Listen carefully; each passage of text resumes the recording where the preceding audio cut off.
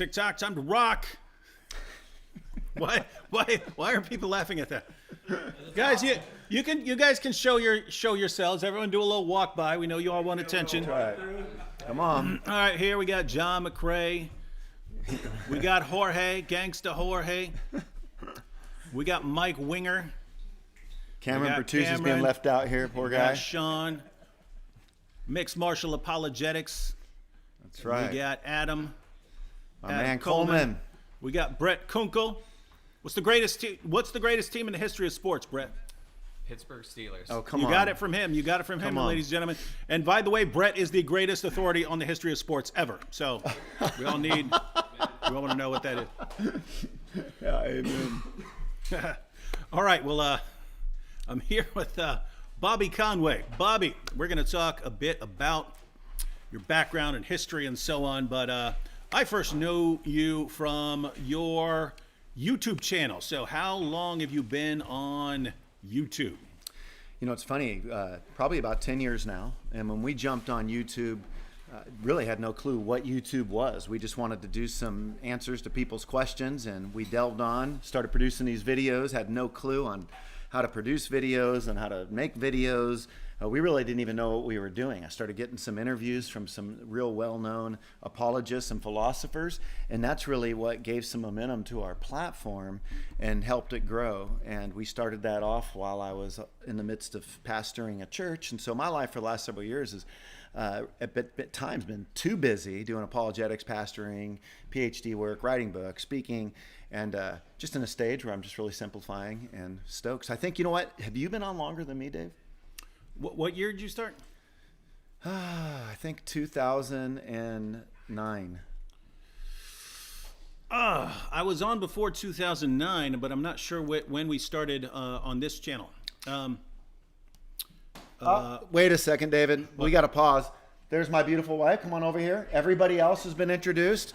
And, you know, my wife is, just so everybody knows, this is my wife, Heather. Heather, say hello to the peeps. Hi, everybody. So my bride is here keeping us all in check, and she's really here to restrain David, because if she wasn't, see, he's ruthless, okay, and it's important you need to know he is a ruthless man. And so if she wasn't here, well, actually, he'll probably be just as ruthless, even though she is here, but I do think he feels a little guilt around her, and so I want you to be aware of that. And David's going to be David, no matter where he is. I went to Israel with this dude. He doesn't change. No. Bobby is actually correct, because I would most definitely spend this entire week walking around in my boxers right now. Instead, he's been walking around naked. And trust me, no one wants to see that. No one wants to see that. There's a female in the house, so you have to stay clothed. So I have to be good. So it's all these apologists and my wife. And I'm so thankful, because you know what it did? It afforded me the opportunity to not have to share a room with another dude, right? I get to sleep next to my beautiful princess here. Yeah, there's here at the house. There are rooms with king beds, and then there are rooms with bunk beds in them. And so if you brought a wife, you would automatically have a king bed and not be on a bunk bed. So yeah, I'm here for moral support. What can I say? And it was nice of David to bring his lovely bride. Where is the good Maria? She's with our 5 kids. Yeah. All right. Well, that's good. All right. Well, so YouTube. Did we figure out who was first? That would be me. Oh yeah, that's right. Well, we're both ADD, so this could be a problem, right? Yeah. Yeah. We have an interesting kind of situation though. We have an interesting. Hey, you're getting comments about your wife saying she's so beautiful. Oh, thank you, Luis. And she's a nutritionist. She's a nutritionist. What does a nutritionist do? They do everything they can to take people like you and help them to not live on a diet of She's chocolate. Been trying. She's been telling me. Chocolate chip muffins, banana cream pie, peanut butter and banana white bread sandwiches. So they assess people like you in this world, and they go, you could use a good detox. Yeah. And then they sort of help put together a nice, dietary plan to help work out, the kinks, and you're so teachable, David. Yeah. It's one of the things that, it's just eager to just learn That's what from I'm here others. for. Yeah. So, she's here to put you on a keto diet. I'd do it. I'll do it. Check You know this what? out. You need to do like 40 days with Kale and David. It Wood. won't work. It won't work. All right. You had a comment about love the hair, but Irene, I don't know who you're talking about, Bobby, Or you. or his wife, because I don't know. It could go for either one of them. Or they could be talking about your hair. Oh, yeah, that's true. I mean, you know, but let's normally, not- I mean, you got you with your shaved on the side, and then I've heard rumors that you cut your own hair. Is that true? Yeah, you know, a lot of times I do. I was the kid in high school. I've always kind of been inclined toward artistic things, and so I was the kid in high school. I'd have friends over at my house lined up, and because I was able to do their buzz cuts, and then I would bleach the hair, and I'd put the lid on them, and so yeah, I'd have the long skater-looking dude bleached out with the shave, and I always knew how to do the fade. So I still do it, man. I'll cut the line in, and sometimes I jack it up, and it's no fun. It's but, definitely you know. jacked up. Yeah. All right, now here's what's interesting, right? So, Yeah. you say 2009 you started posting videos on YouTube. Yeah. All right, so I don't remember when I started seeing Bobby's 1 minute apologist videos, but when I was watching your videos years ago, I would click on it because it was apologetics and I was interested in that. And then But you I were would click slain on in your the video- spirit? No, I would click on your video and I would think, who is this perfect Christian, Mr. Perfect, hair perfect, perfectly dressed, the whole video perfectly produced, perfect sound, everything perfect, Mr. Goody Two Shoes. How is Yeah. this guy going to tell us anything here? AKA the Ken Doll of apologetics. Ken Doll of apologetics. Oh, come on that's now. what- That's what The Jorge Ken calls Doll him. of apologetics, fellas. Just Yes. know it. Yes. And the Barbie doll of No, apologetics we've right seen- here. we've seen- D Wood. We've seen Barbie. We've seen the Barbie already. Yeah, where's the Barbie? Come on back in here, Barbie. I won't take it that far, but he's no Barbie. Like that. All right. So anyway, so I was thinking. I thought that for years. Brigham Young. Hey, wait. Rachel says Bobby needs a beard. And Rachel, you're exactly right. And I've tried to let my wife know I need a beard. I'd like to grow one of those fat ones like Jorge. But you know what she says? I start growing it out, and my wife says, look, if you don't shave that beard, I'm not going to shave my legs. And so at that point, Rachel, the deal was off. I'm like, okay, done. I'll shave. So that's what's happened. Hey, we have a super chat from Brigham Young. Peace be upon him. So, I guess that's a reference to Muhammad. But Brigham Young, I'll peace take be the upon peace. him, says Thank you. David, say my name. All right, so back to our awesome story. Eddie says, please turn it up a notch. Actually, we can't.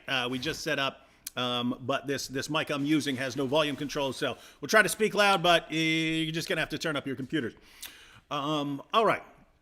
So Bobby, I was looking at your videos years ago thinking, who is this Goody Two Shoes, Mr. Perfect, trying to tell the rest of us who've actually been through some stuff about the world, what the heck is wrong with this guy? Then ignored you for years. Thank you. Yeah. And then we actually, where did we meet? Up in New York? Was it up in New York or was it before that? No. It was we were up in New York. Yeah, so that was for the CIA conference. Yeah. Yeah, so we met in New York, and Bobby comes up and he's like, "Hey, I loved your videos. Oh man, I saw your video where you're wearing your wife's nightie and stuff like that." I'm like, what's wrong with this guy, right? Yeah. And No. Did you hear the irony?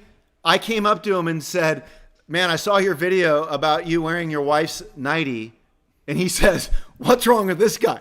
Like, you're the one wearing a slip. So anyway, this is how he was acting, and I was like, wait a minute.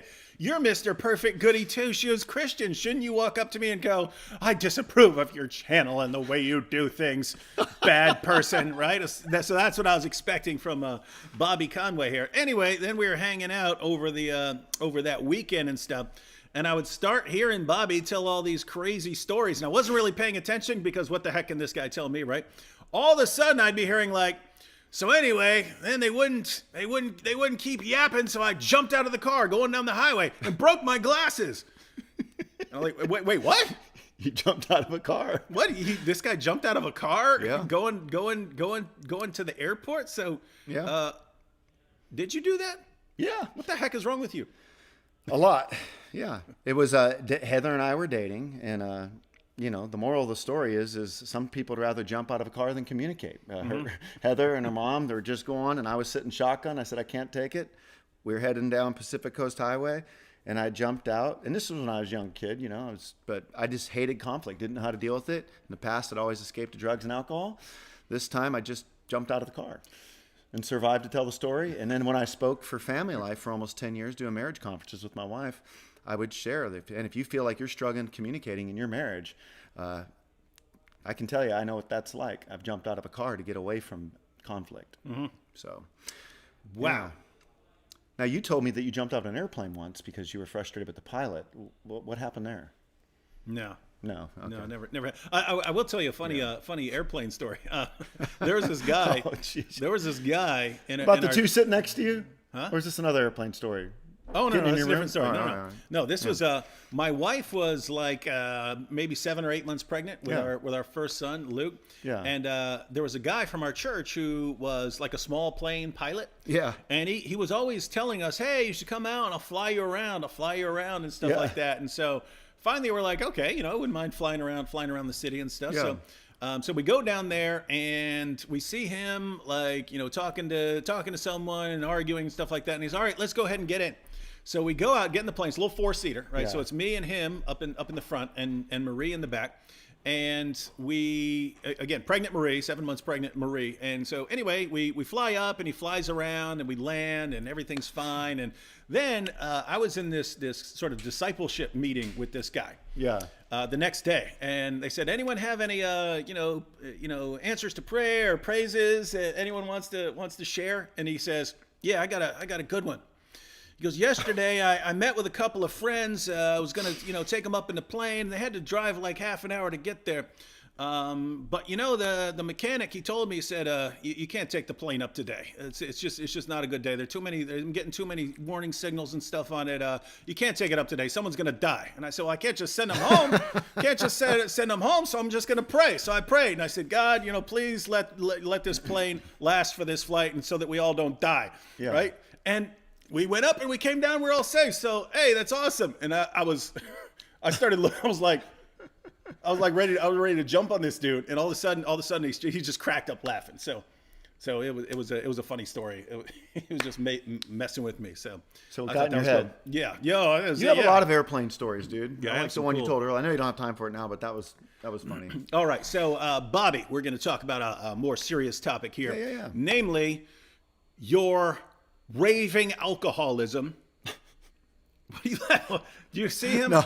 You see how nuts this guy is? I talk about a serious topic like Yeah. alcoholism, and he starts cracking up like well, it's a joke. Yeah, but everybody out there knows that when you say something, your raving alcoholism, like we're going to talk about your psychopathy and your crazy brain. All right, let's do it. We're both crazy. That's why we connect. Side note, Romans 10:9 here said, Romans 10:9 said, hey, David, Marie did a few videos on Christmas about 3 years ago.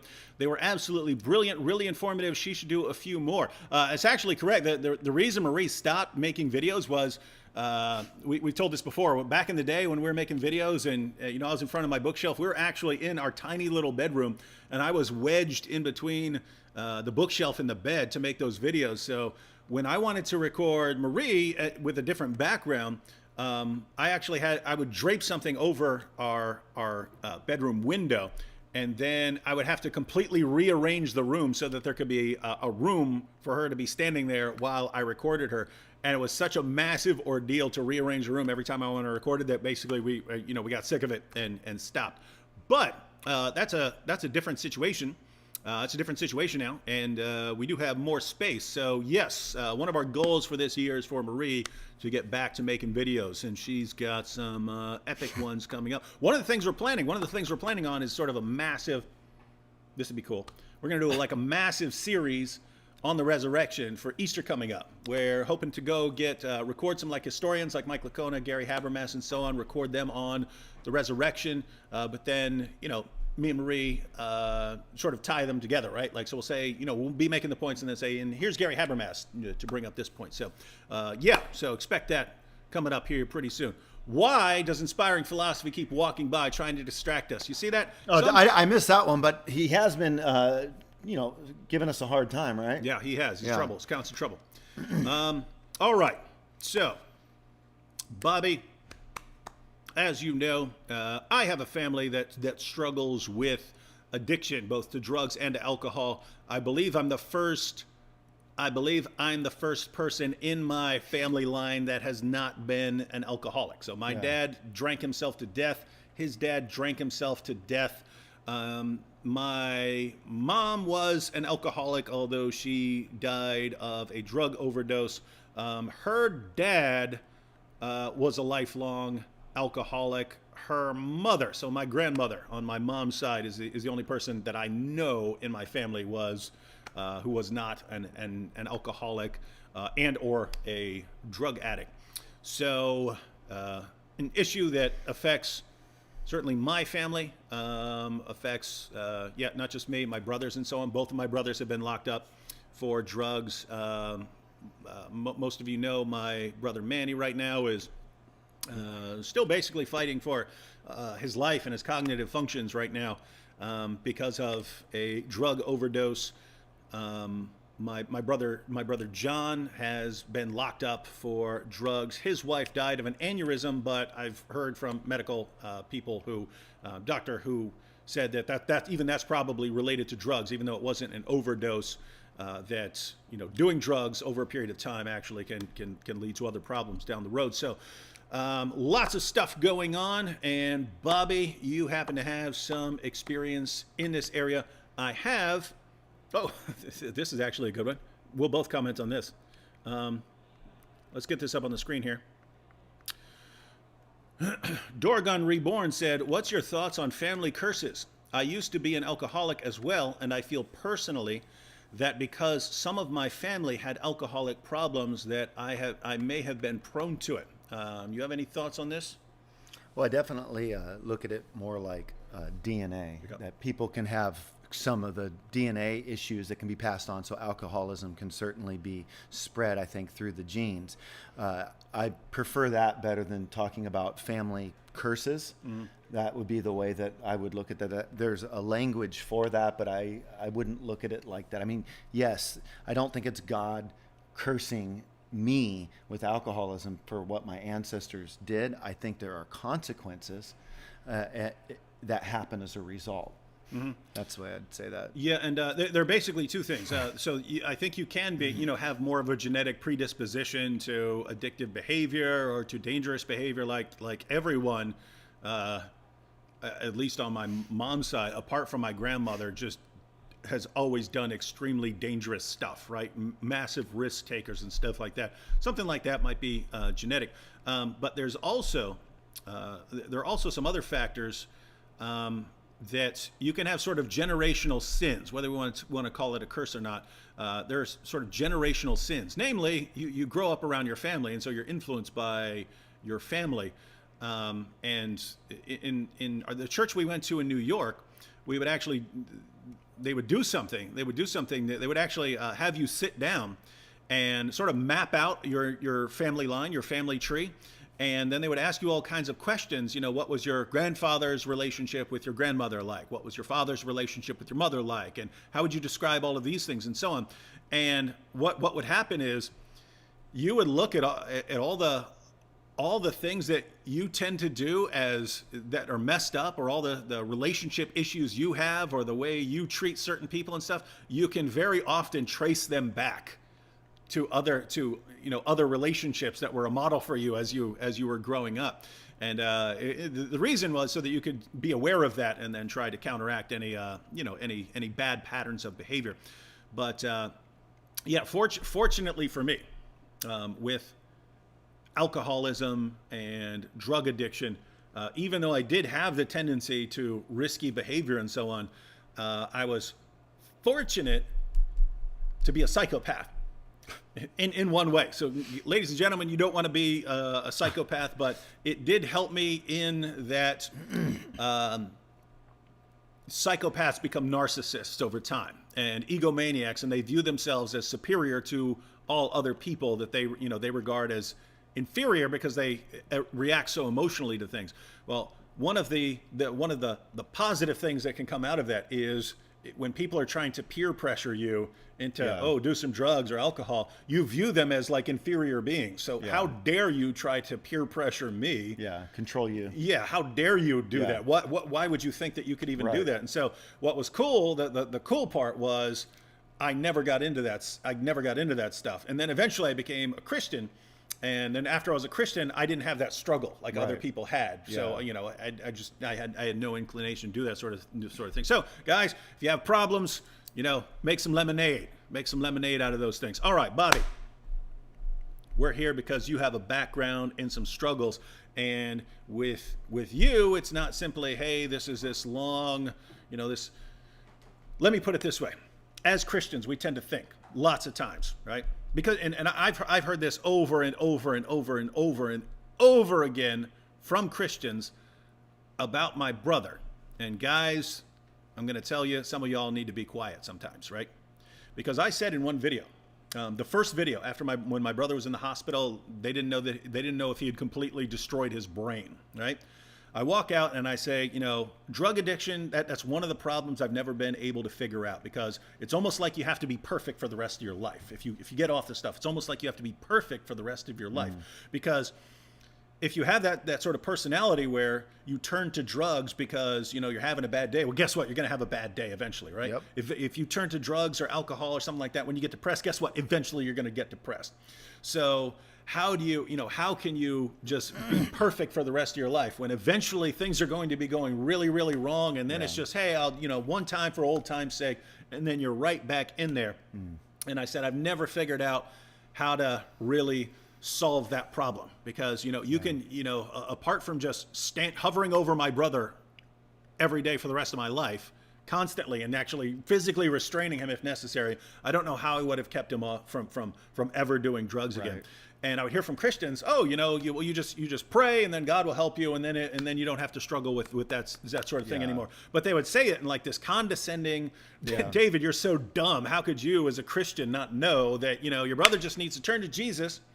And then you don't have to, and they would make this mistake, which I've seen over and over again, which is, David, I was a drug addict, or David, I struggled with alcoholism and I became a Christian and then I didn't have that problem anymore. And I see that same thing, that same pattern over and over again. This is how things worked for me. Therefore, this is how things work.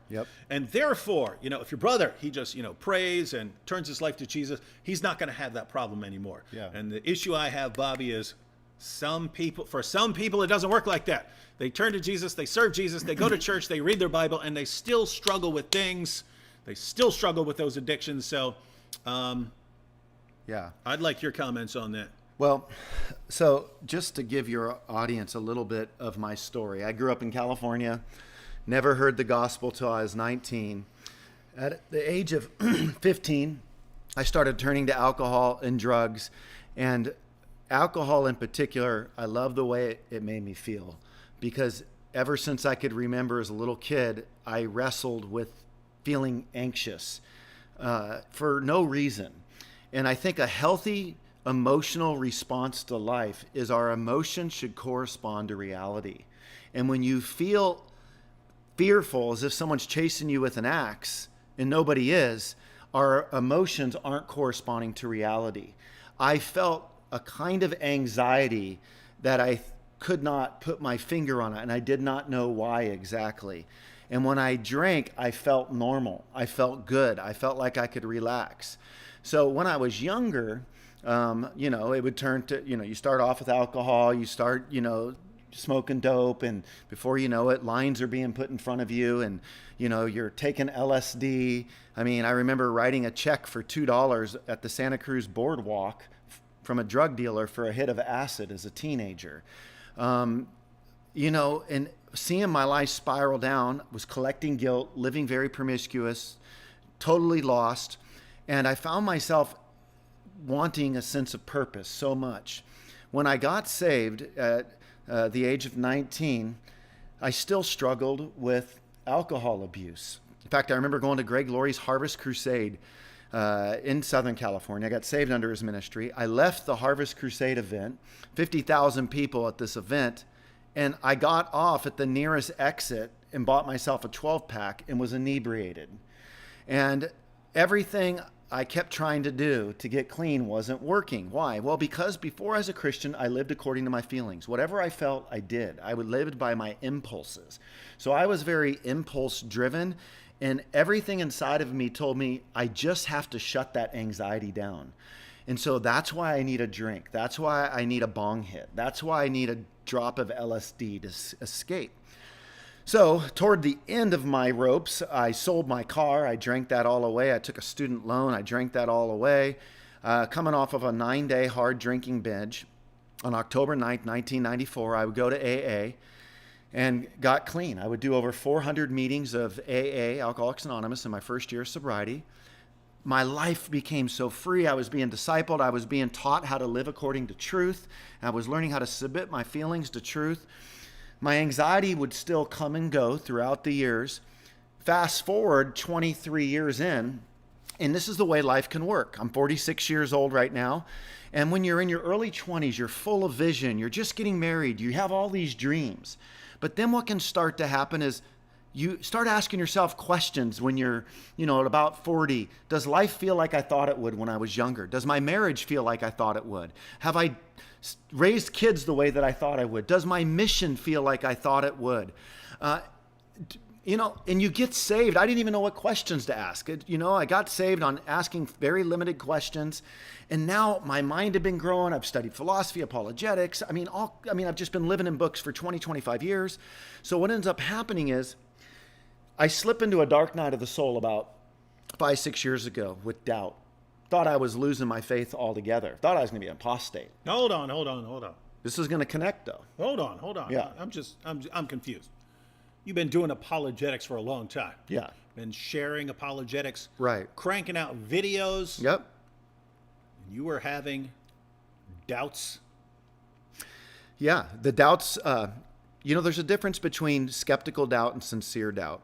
The thing is I was deep into my philosophy degree, processing so much information that the books that I was reading and the articles I was reading was presenting me with so many questions that I didn't have the time to chase down all of the answers.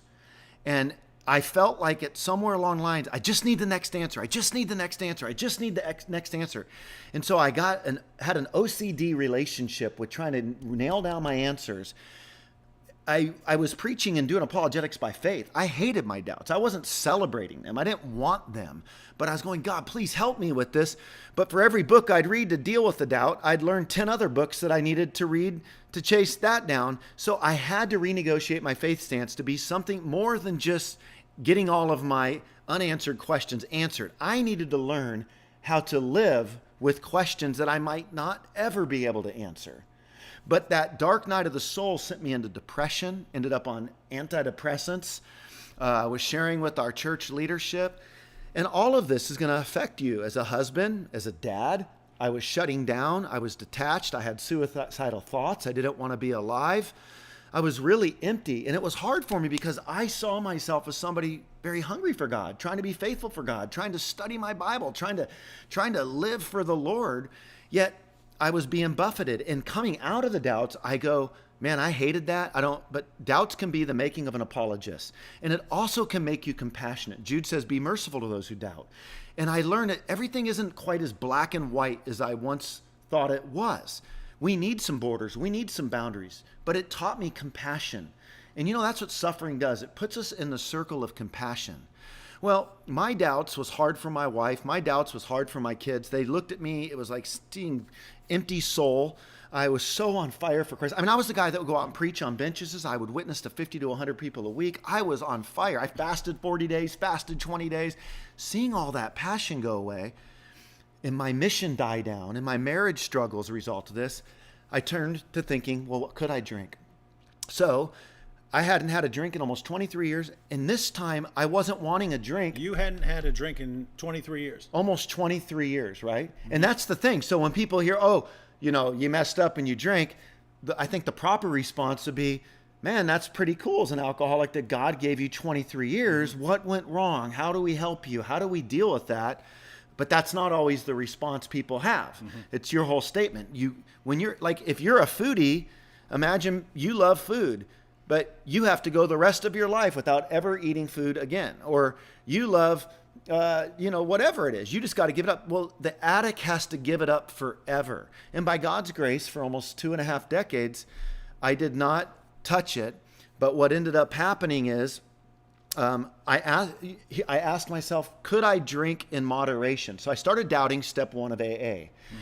Maybe I saw that my life became manageable in other areas. I thought, man, I've been a faithful husband, and I can exercise self-control. Maybe I can have it in this area, and it would be nice to have a glass of wine at the end. I have no problem with drinking in moderation. The Bible doesn't either. So just to be clear, because I saw earlier people asking about that, the view of alcohol. Yeah. If someone doesn't have a problem with alcohol, Yeah. and they drink wine, with I dinner, pour things wine like that. for my wife, not when I'm in the throes of trying to get cleaned up. But yeah, of course, no, I don't. I feel like that would be me imposing my issues of alcoholism on people who can drink in moderation, and I can't do that. It's a conscious thing, and everybody's alcoholic struggles look different. They're rooted in different things. We drink for different reasons. But here was the difference this time. I couldn't see my alcoholism. Do you know, when I was starting to incorporate, just seeing if I could do it, it wasn't because I wanted to go out, party, find girls like when, my pre-married, pre-Christian days. It was, I just would like to take the edge off. And so I thought that would be nice. And most all the people I was around drank. I just hadn't. So what happened was I went online and I typed in, how much does a moderate drinker drink? Now, the alcoholic in me couldn't even see that a normal person doesn't do that. And so then I realized, the moderate drinker drinks no more than 3 and 4 drinks in one night over a certain period of time, or no more than 14 drinks in a week. So you're like, I can do that. So I thought, great, I'll start there. I'll start there. And, I've always been like, look, I'm the guy that I remember thinking I had to have a surgery.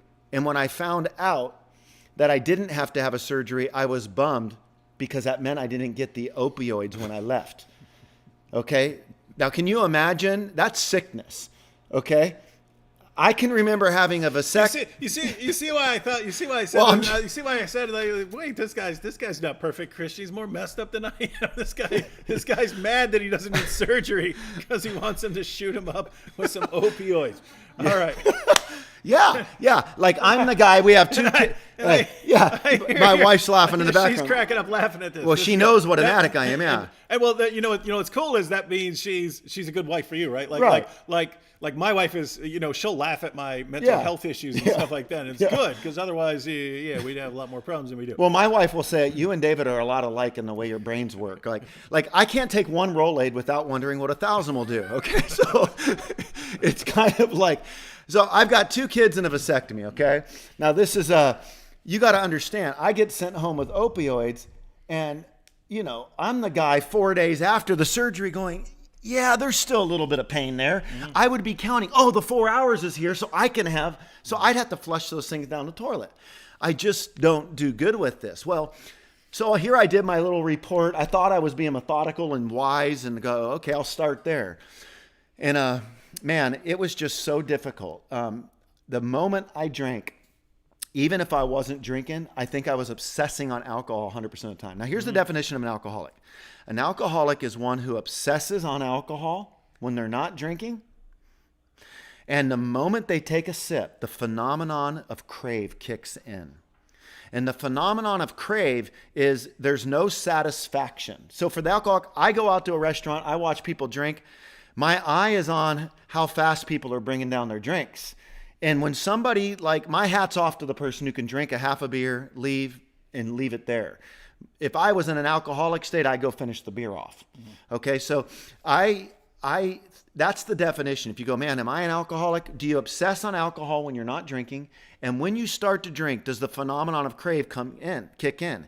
And that's what would happen. I'd start drinking, I'd start craving. Well, as a pastor, as a Christian, I was trying to moderate as good as I could. But then I would find myself subtly going into stages where I would be pouring a little extra or going out into the garage when my wife wasn't aware and taking a little swig. And it was just growing and getting hard. And within 6 months, I was back in AA, show up, and I was a pastor of a large church. And lo and behold, all these people that had been to our church are in there. And that's a scary spot when you're a well-known pastor in a community. You show up at AA, and now you're going, can I trust you guys with this? And I felt scared, but I wanted help. I needed community. Mm-hmm. And so I remember I share my story. We do the Lord's Prayer at the end of the meeting, and the person right when we're done, they're holding my hand. Oh man, Pastor Bobby, that was so good to hear. I was like, I didn't want to share that I was a pastor. I'm like, so that was 6 months after. I'm back in AA. The good that came out of it is we started AA in our church, still going strong to this day. But then I would put together 6 months of getting clean, and then I had a hard 3-day relapse. I found myself driving south down the freeway, picking up whiskey. Whiskey is my Achilles heel. And I didn't even mean for this to happen. But, man, I started drinking whiskey at about 3 in the afternoon and about 2 in the morning. I had went through, a bottle of whiskey, almost a bottle of wine, and woke up after 6 in the morning, 4 hours later to finish the bottle off. And that was the last I ever drank. But I realized in that moment, see, sadly, an alcoholic can't deal with the question of, am I? That curiosity will kill you. But thank God, if you don't remember your last fall, it might not be your last fall. And so I'd say for David, like with Manny, this was pretty tragic, what happened to him, and hopefully tragic enough that he'll never forget that. For me, that was tragic to see. How does a guy fall asleep at 2 in the morning, wake up 4 hours later looking to finish the bottle off? Mm-hmm. That's alcoholism. And by God's grace, I've been clean for about 1.5 years. I would share it with the body at large, the church where I pastored. The story, the body at large loved me very well. Mm-hmm. And I was thankful for that. The way that it was handled and some of the internal stuff was incredibly painful and hard. Mm-hmm. But I was so thankful to the body at large for their love and support. So that's a little bit of the story, man. And then God used that, though, He's so merciful and so gracious that in our struggles, I get blown away that how in a moment like that of my brokenness, He could restore my passion to Him in a greater way than I've felt in years. But I did feel I needed to resign from the church, not because I had to. I just felt like I needed to simplify my life. And today I'm pursuing full-time apologetics through my YouTube ministry, and I'm doing Pastor's Perspective Radio in Southern California. Well, yeah, you are a bona fide loser, man. That's all right. That stuff. Yeah, capital L loser, right? Yeah, here's a comment from my wife. She just she sent me a text. She said, "Remember us trying to have a non-alcoholic wedding because of the alcoholism on both sides of the family, and your grandpa had a tailgate party in the venue parking lot." Yeah. So yeah, that actually happened. We realized we have so many alcoholics on both sides of the family that we decided, all right, no alcohol. They're all going to get drunk. It's going to be horrible. And so my grandpa showed up with who knows how many bottles out there at the tailgate. And then, of course, all the family members who are alcoholics sort of eased on out to the party out there. So yeah, you can try to have a non-alcoholic opportunity, but if the alcoholic wants to drink, the alcoholic's going to drink. Mm-hmm. That's just the way that it is. Looking back, I think what led me to that then, so you're out there, what leads somebody to this? And I think in some ways I had lost my joy in doing what I was doing as a pastor. I just felt like some of it was so, I can't meet my own expectations, let alone everyone else's expectations. Well, no, if you're, see, you project this perfect Christian image, and so your goal is clearly like perfection Christian, best Christian in the world, and you just can't. You can't. You see that on. You can't reach up. You can't reach that goal. You know the funny thing, you see that because our videos are well produced, but anybody who sat under me as a pastor, I just spoke like I just did just now. I'm just a very transparent, vulnerable guy. But I think that it's funny. It's true because when you're only doing these short videos, I'm just answering a question. There's not a lot of time for personality. You're just kind of given the answer, right? Yeah. And I think that that's why opportunities like this. But the Bobby, the me of who I am, is just laying my heart out there, being transparent. But I do think you have to be careful with who you're transparent with, and at the right time. The part that was hard is just after the relapse. I felt so vulnerable, and I needed some space with my family. And that wasn't afforded to us. It was like, we got to let the church know right away. And it was like, man, when somebody's trying to get clean and sober, just walk alongside of them, help them to have a little bit of privacy because they obviously drank because of pressure. Let's not make matters 100 times worse. And so I think sometimes there's a way to properly minister to people who are obviously in a horrific state. And that was the part that was just, I got to resign. I can't. I've got to find a place for me where I can feel really safe being who I am. And I ended up moving out to Cali and starting this new setup. And I'm just so thankful for what the Lord's done in it. And I want to help alcoholics the rest of my life. So what do you think the odds are of you Drinking again? Yeah. I don't, that Paul says it clearly, right? Take heed when you think you stand strong, lest you fall. And for me, I can't even think about odds like that. For me, there's 2 days in a week that I can't worry about, and that's yesterday and tomorrow. I hope, and I'm trusting God to help me to not drink before I go to bed in 4 hours and 10 minutes. And then I'll wake up in the morning, and I'm hoping that God will just give me the grace to not drink tomorrow. And that's one of the things that I think people coming alongside of addicts and other things, it could just be, oh, just don't drink, just don't do this. It's just not that simple. And it's very, like when I was a teenager, I practically took a BB gun and turned it around on my head and shot the crap out of my prefrontal cortex. When you drink and use drugs the way that I did, you mess up the self-control center. So I can have impulsive thoughts still to this day. You hear it coming out and some of it's just the ADD brain. But I have to every day lean into Jesus. And one thing an alcoholic has a hard time with is typically behind the alcoholism is anxiety or depression or unprocessed wounds. And so what ends up happening is I got to make sure my wounds are processed. And what causes my anxiety oftentimes is I don't know how to be in the moment. I don't know how to feel the ground beneath my feet. So I struggle living in the future, trying to solve future contingencies, worrying about things that'll never happen. So I'm sandwiched between future emotions of fears, worries, doubts, anxieties, and past emotions, regret, shame. And I have to learn how to live in the present because God revealed himself as the I am. That means he's the present one. When I have encountered the presence of God, that's me experiencing being present. And when I'm just missing out on being present, feeling the ground beneath my feet, I miss those opportunities. And so I know I'm in a danger zone when the stinking thinking starts getting in place and I just start dwelling on my anxieties. And so that question, and it's not fair, like let's say I was to go try to be a pastor somewhere and they're like, well, can you guarantee you'll never drink again? Like that's an unfair thing. Like I had a leadership group once, they said to me, Bobby, you're like this in your life, right? And they said, we need you to be like this. And I responded, in other words, you need me to be more like you? I've always been like this. And some of that is brain type. I'm left brain, logical, analytical, but I'm very right brained. And if you're very artistic, right brain, abstract, that interrupts your brain chemistry so that you don't always stay stable on the left side. That's why so many artists and musicians are alcoholics and addicts, because they do not have that stable state of being purely left-brained. And so if you surround yourself with a bunch of left-brained people, it won't make sense, and they'll just speak to you from a logical standpoint.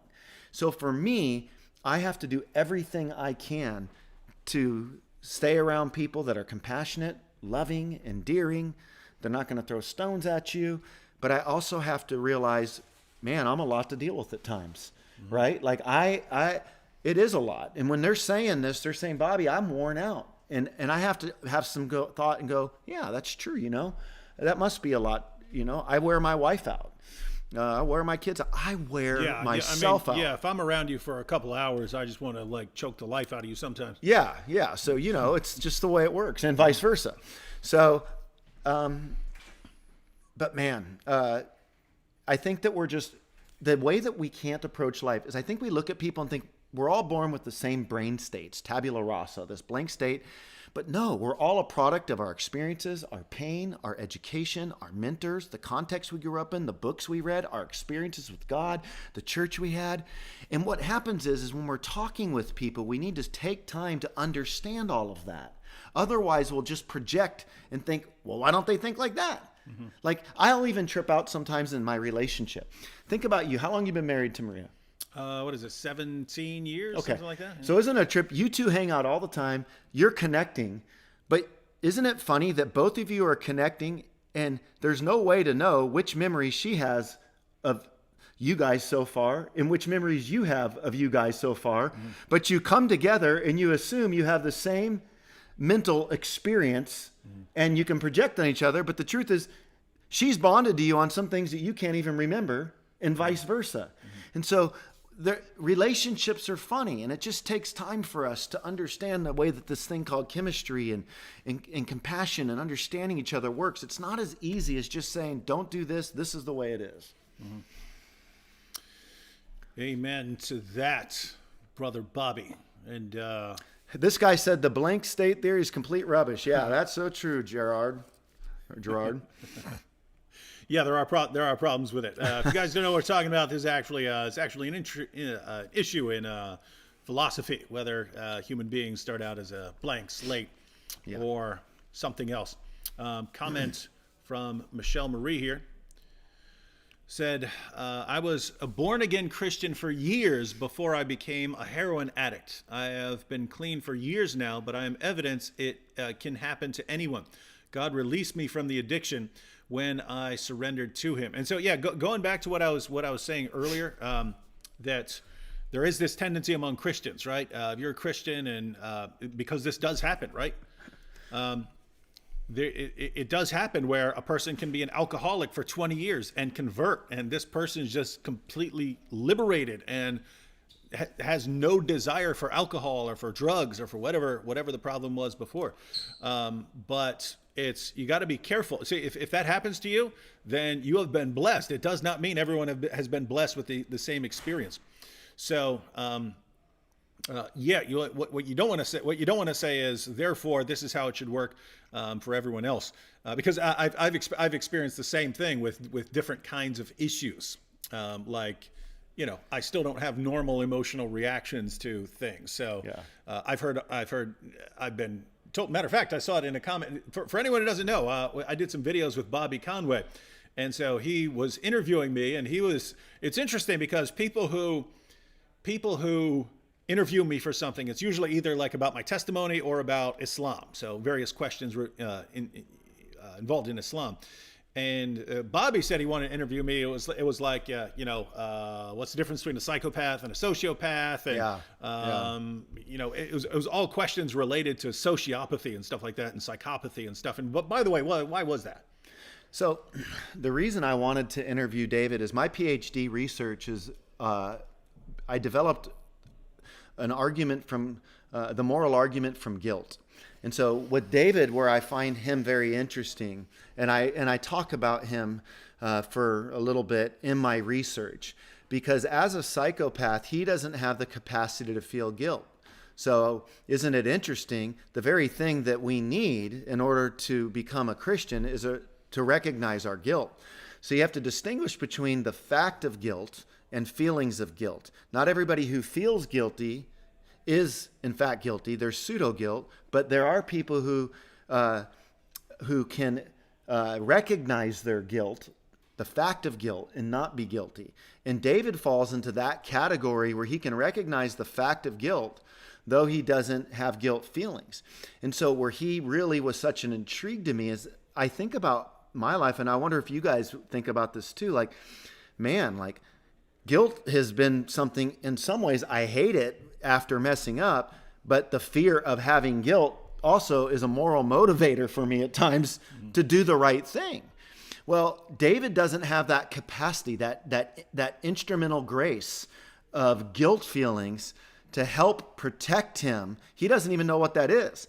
So he could go do the dumbest thing in the world and he won't even feel guilty. He could recognize that was wrong as a fact, but he wouldn't feel it. And so, in my opinion, I have a massive amount of respect for his Christian walk, because think about it. He is walking to honor God, not out of fear of feeling guilt, but out of just doing what's right for right's sake. And I go, man, maybe what if sometimes in my life I just don't want the guilt, but if I could get away with it, would I? You know, if we could put on the ring of Guy G's, right? What would we do? Well, guess what? He's got the ring on. It's not going to affect him. And he does the right thing. And I think that's a cool thing. I'm smiling because you keep dropping all these subtle references to you knowing philosophy, right? You know what I mean? You keep having to toss in, oh, by the way. Okay, well, Smeagol. For all the philosophers out there, I've read The Republic. I have. Lord of the Rings, okay.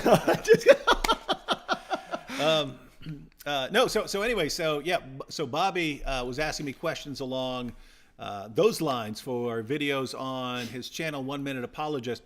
By the way, if you're not subscribed to 1 Minute Apologist and you'd like to hear more from Bobby, he's been doing apologetics for years, and he continues putting out more material. A link to his channel is in the description box, so be sure to subscribe. Yes. He needs help from the massive channels like mine. Yeah. By the way, wanted to focus on listening to Bobby. So I've seen people signing up as channel members and so on. Awesome. Shout out to everyone who signed up. Absolutely. So anyway, he was asking me questions about that, but then there would be someone in the comments section saying, David, I was a psychopath, but then I became a Christian and my problems went away, and so. And the conclusion is that if I'm not that way, then maybe I should be questioning my salvation or something like that. Projecting his experience on yours. Yeah, and so it's just that if you take anything else away from that, just people are individuals, and your experience doesn't necessarily map onto other people's experiences. And a matter of fact, this was funny. I was 18 years old when I was diagnosed with antisocial personality disorder. Most of you here know the story. If not, you can watch my video, Why I Am a Christian. But I was in a mental hospital because I had smashed my dad's head in with a hammer.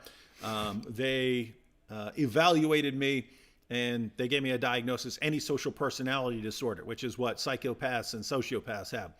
And when I got the report, I looked at it, and it said people like David Wood are incapable of remorse.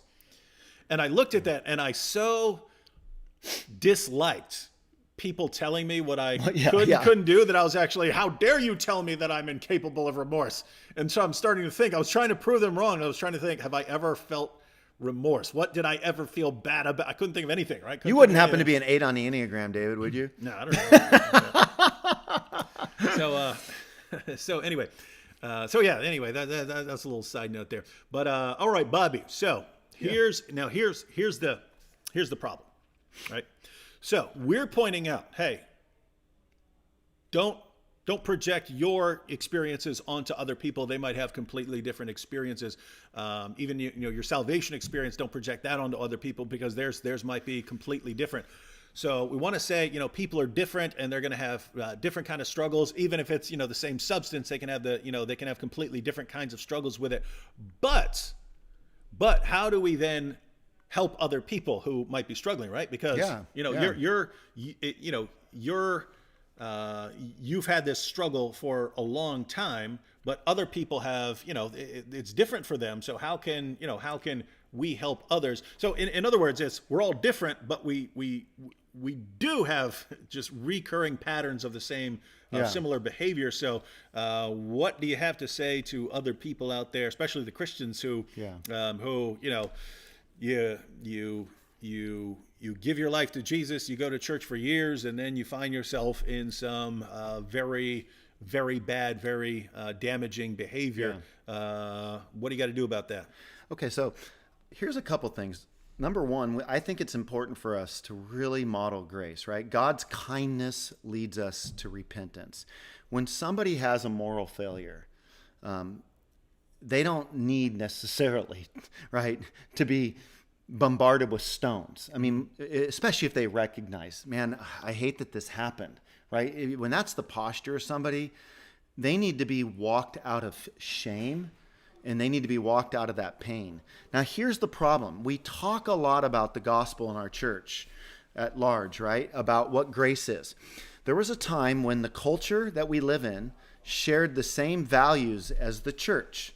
So take, for example, the values of marriage, not getting a divorce, even abortion, homosexuality, different types of things like drugs, alcohol. Well, what ended up happening is our culture has legalized the material that we inside the church say is sin that the Holy Spirit would use to convict people of their need for God's grace. So what ends up happening is the culture often looks a lot more gracious than the church.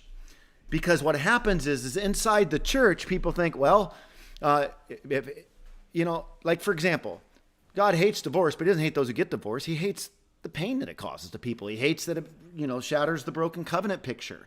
But he doesn't hate those who got a divorce. So if someone goes through a divorce, well, they feel shamed in the church often, right? So what do they have to do? They might get church discipline out of a church, and then they go down the street and they go to a church offering divorce care. Or somebody might get church discipline for alcoholism, and then they go to celebrate recovery down the church. And so it's like on one side, you're getting kicked out, and on the other side, you're being welcomed in. And we don't know how to handle truth and grace together. So we have to realize that the culture we live in has legalized many of the things that we call sin. So we have a future generation emerging that we can't just jump out of the gate and say, alcoholism is wrong and homosexuality is wrong. We have to think, and we have to understand their mindset, and we have to use lots of context to show them why God doesn't want us participating in certain behaviors, because it's not what is ultimate for us to experience his abundant life. But we need also to present whether you do something or not doesn't change God's love for us. And so I think sometimes people in the church, they assume God's mad at someone when they blow it, so they too feel like, well, I got to be mad at that person. And so they kind of think, I'm going to join God in being mad at this person. And that is a horrible thing. And I can honestly say that I was amazed in my experience. The church at large was unbelievable. The upper level leadership group that I was around, it was one of the most horrific experiences of my entire life. Being quarantined, lonely, feeling isolated, not being shepherded, not being reached out to, not being loved, being told by one pastor, I can't sit and meet with you because I'm not ready to deal with your sin. It was agonizing for us. And I think that while I have to recognize, and while we have to recognize when we do something, it might be hard for people to respond.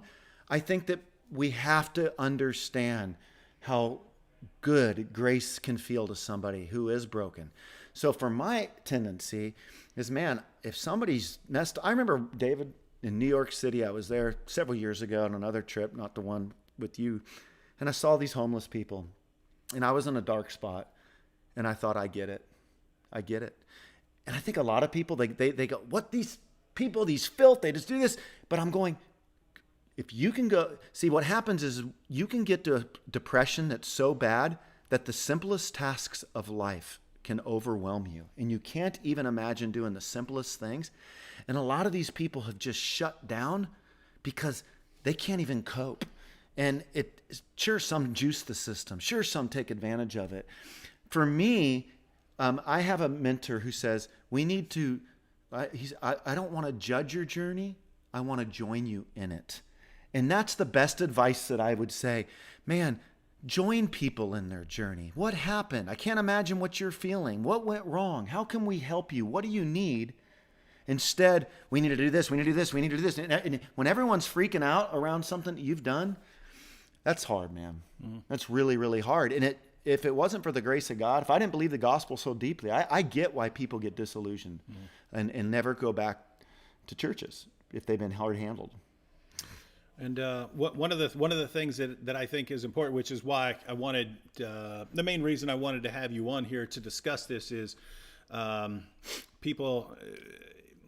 The tendency is for people to kind of cover up their issues and not share what their struggles are, because you're worried about people judging you, looking down on you, and so if you're struggling with something, it's there's a tendency to keep it private. But I think it's important. It's important for people to know, hey, all kinds of other people are going through the same struggles that you are, and the more these things come out, the less sort of shameful it is to come forward and say, guys, I have an issue, because at the end of the day, if you're going through some of these issues, you need some help, right? I mean, one of the most important things is having a loving community around you to help you through your struggles. And if you're keeping it to yourself and covering up what you're doing, then you don't have that. You don't have that community support. And so, guys, if you have struggles, if you have things you struggle with, be honest about those things. Share those things with other people, so that other people will not hesitate to come forward either. They will look at you and say, well, if this person can come forward and talk about all the dumb, stupid, ridiculous things he's done, hey, maybe I can too. Maybe I can too, and stuff. Yeah, oftentimes, I think oftentimes those who struggle to be the most gracious and most merciful are those who are the most unbroken people. People who don't understand their brokenness. A lot of times people, they're just relatively predictable. Their life is a little bit vanilla. It's black and white. It's left brain. Just make this decision. Just do this. And, you can just kind of lay a chart and you'd go through life this way. And it's much harder for people who haven't been broken down by dysfunctional family life, by alcoholism and addiction, by a financial crisis, people who just kind of your thing, right? The perfect life, right? The perfect spreadsheets, the perfect jobs, the perfect this. They're the ones that are going to be the hardest, and they're not going to be able to show as much grace to people in those types of times. And so I would say the people that are, it's been said before, whenever you point one finger at somebody, recognize you have three pointing back at you. And I think that the sin for people to recognize when they struggle with people that are the gluttons, the drunkards, and all that, is to recognize, well, maybe I struggle with pride. Maybe I struggle with self-righteousness. Maybe I struggle being overly black and white. Maybe I have been blessed with a very good life and a good emotional EQ, and it warps me from having compassion in this world. What I loved about Jesus is, think about it. The religious people, the black and white, the self-righteous, those who thought they had it all figured out, they hated being around Jesus. But the drunkards and the gluttons and the prostitutes and the sinners, they loved being around Jesus. And Jesus had a way of living without sin, yet he must have been like such a magnet, because a lot of times people who the self-righteous people, they can project living without sin, but I don't want to be around them. They make me uncomfortable. But Jesus had a way of being so perfectly holy. At the same token, there was a warmth to him that people just were drawn to him. And man, I think that if we could figure that out as a church, I think we need to do more for mental health ministries, right? The church makes everything a moral issue. The world makes everything a mental health issue. Discernment tells us the difference, whether it's one, the other, or some of each. Mm-hmm. All right. Well, we're going to go ahead and wrap it up now, because as you saw, if you were watching at the beginning, we have an entire house full of apologists. We're down here in South Carolina meeting to discuss how we can all maximize our effectiveness on YouTube, and so that once we've sort of learned everything, then we can help others learn as well. But we have other people who are going live very soon. I believe John McCrae, his channel's What Do You Meme, and he's going live, I believe, at 8:30. 8:30. So he's about to go live as well. So we're going to have to cut off here. But the plan for tomorrow is we're all going to go live on all of our channels. Jorge, with Frank Turek's ministry, has some program that supposedly, we're going to have to see it, supposedly allows you to be doing a live stream, but to live stream on as many channels simultaneously as you want. So this will be Bobby's channel, What Do You Mean, Vocab, me, Cross-Examine, and whoever else wants to be involved. But we'll kind of be going live on all channels simultaneously. That's the plan. I will believe it if it actually works, because I've never seen anything like this. So that's what we're going to be doing tomorrow. So anyway, we have to get off of here. But again, we'll be going live tomorrow. We'll be live right here with a bunch of us, probably be doing Q&A and things like that. And we'll be live again on Wednesday. So we'll see you all then. Bobby, any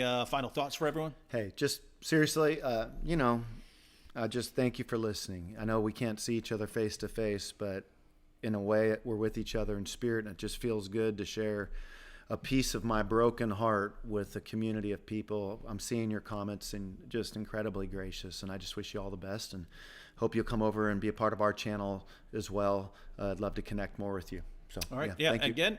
Again, Bobby's link to Bobby's videos, his channel in the description box. So don't head out of here without subscribing. And see you all tomorrow. Peace.